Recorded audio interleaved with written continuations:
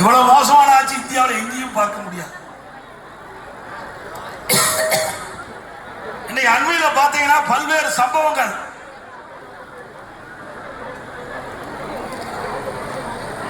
இன்றைக்கு தூத்துக்குடி மாவட்டம் விளாத்திக்குளத்தில்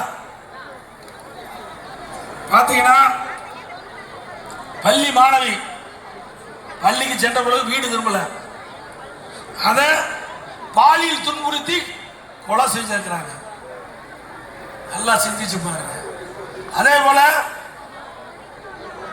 அண்ணா பல்கலைக்கழக மாணவி பாலியல் சென்டர் யார் அந்த சார்? இந்த ஆட்சியில கண்டுபிடிக்கல. அண்ணா திமுக ஆட்சி வந்தா யார் அந்த சார்? கண்டுபிடிக்கப்படும்.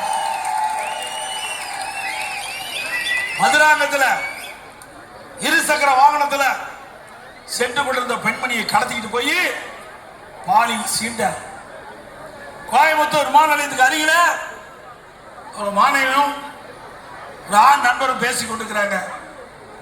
காம கொடர்கள் அங்கே சென்று அந்த பெண்மணியை பாலியல் சீண்டலுக்கு உட்படுத்துறாங்க.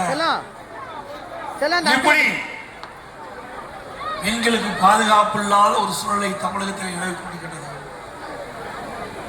இன்றைதான் தமிழகத்தில் திராவிட முன்னேற்ற கழகம் ஆட்சிக்கு வந்த பிறகு 6999 போச வழக்குகள் பதிவு செய்யப்பட்டு சொன்னால் இந்த ஆட்சியில சிறுமிகளுக்கு பாதுகாப்பு இருக்குதா என்று சொல்ல எண்ணி பாருங்க. 6999 போக்சோ வழக்குகள் பதிவு செய்யப்பட்டு